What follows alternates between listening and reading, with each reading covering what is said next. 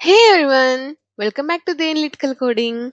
In this part 2 of our DAX Relationship Function series, we will dive into two powerful functions and they are UseRelationship and CrossFilter. These are crucial when we work with inactive relationships or want to control filter directions in Power BI. So, firstly, use relationship.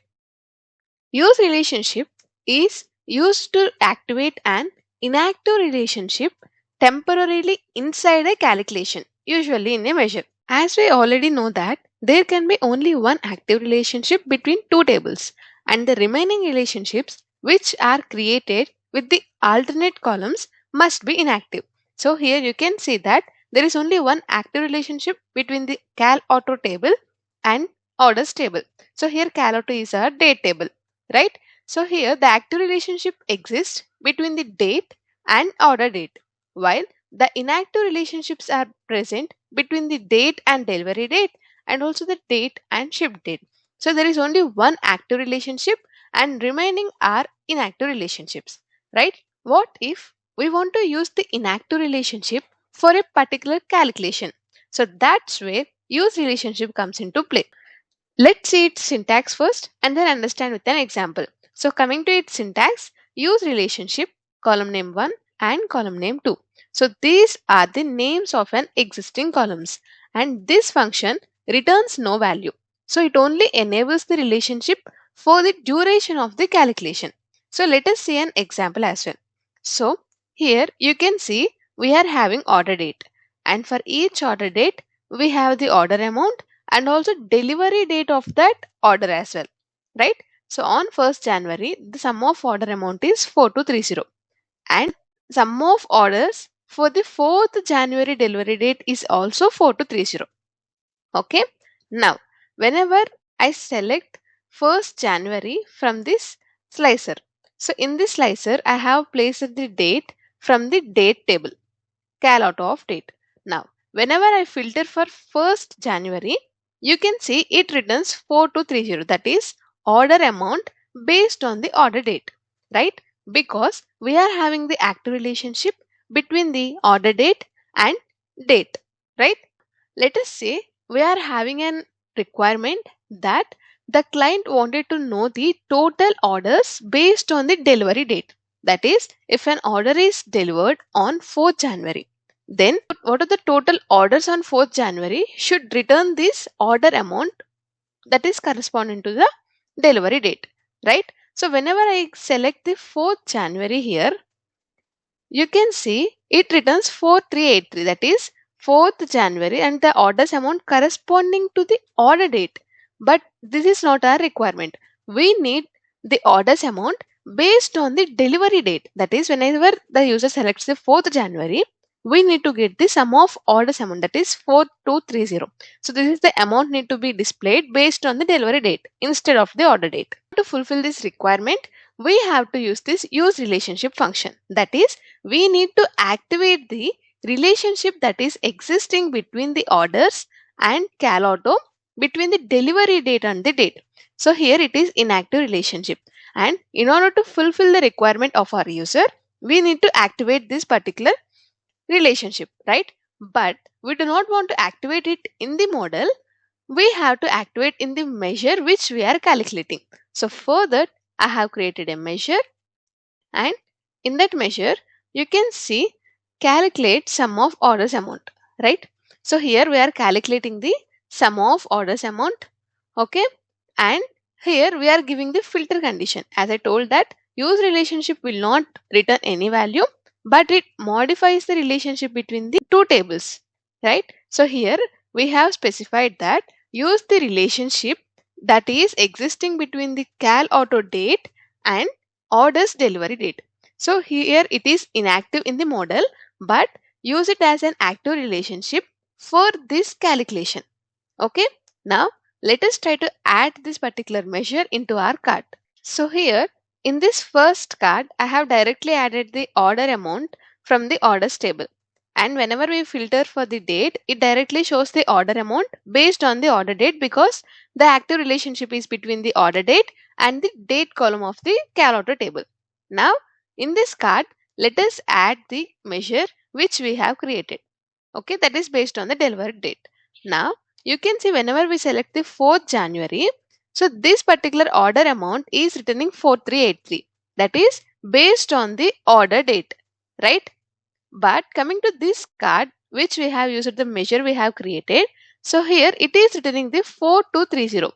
That is the order amount based on the delivery date. That is, whenever the user select the 4th January, this particular measure is returning the order amount based on that delivery date instead of the order date, because we have used the relationship, that is use relationship, and using this use relationship we can activate the inactive relationship inside a particular calculation. So this is the use of the use relationship function. Now let us move into the next function, that is cross filter. So this cross filter is used to change the direction of the relationship in a DAX expression. So it can be used to make the filter single, both or none, just for the scope of that calculation. That means, so you have already remembered what is cross filter direction, right? So here you can see clearly, whenever we click on this particular relationship between the two tables, you can see we are having an option called cross filter direction, and this is where we will be selecting single or both as the filter direction, right? Now what if we need to change the filter direction to both only in a particular calculation instead of changing it in the model? So that is where cross filter function comes into play. So let us see the syntax. So here cross filter function takes column name 1 and column name 2. That is, it is from first table and this is from the second table, and the direction. So whichever direction we want to add between these two columns, that can be none, both, one way, and one way left filters right and one way right filters left.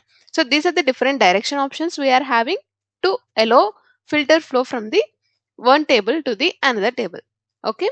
Now what this function returns, this cross filter function also do not return any value, but it changes the filter direction for that calculation. So let us see an example to understand this clearly. So let us see how these are connected. So the products table can filter the sales table, and the customers table can filter the sales table. Here the direction is between the customers to sales and from products to sales. Now what if we wanted to know the total number of categories that a customer ordered? That means for each customer we wanted to know what are the different categories they have ordered the products from. So for this, let us go to the report view, and here in this table I am going to add the customer ID from the customers table, and in the products table I am going to add the category, and we are going to count the categories which the customer ordered, right? But here you can see for each customer ID the categories count is returning the same value. Why? Because there is no proper relationship between the products and customers, right? But we cannot even create a relationship between these two tables. But we have only one chance, that is, customer is filtering sales and sales should filter the products table. So in this way, we can calculate this categories count based on the customers. So for that calculation, we need sales to filter products. But here we have specified a single direction, that is filter flow to be from products to sales. So in order to perform the calculation which we want, we should have a direction from the sales to the products, right? So for that purpose we are going to create a measure categories which are interested by the customers, and here we are calculating the distinct count of products category and the cross filter direction between the sales and products ID should be both for this calculation. Now let us add this measure into our table. Okay. So whenever I add this, you can see the difference between the this particular count of category and the measure which we have created, right? So here for each customer we are having the same value in the count of category because it is being calculated based on the direction present in the model view. But whereas category interest which we have created is filtering based on the condition we have given here, that is both. Now whenever we select the both as the cross filter in this particular function, there will be a filter flow direction from the sales to the products table only for this calculation. And that is why we are getting the correct value. That is, customer 1 has interest in all the three categories. Whereas you can see for customer 3 and 4, we are having only one category of interest. That is, they have ordered from one category. Okay. So in this way, we can set the filter flow direction to both in this calculation instead of making the change in the model view. You may ask me that we can set the filter flow direction to both instead of using this function.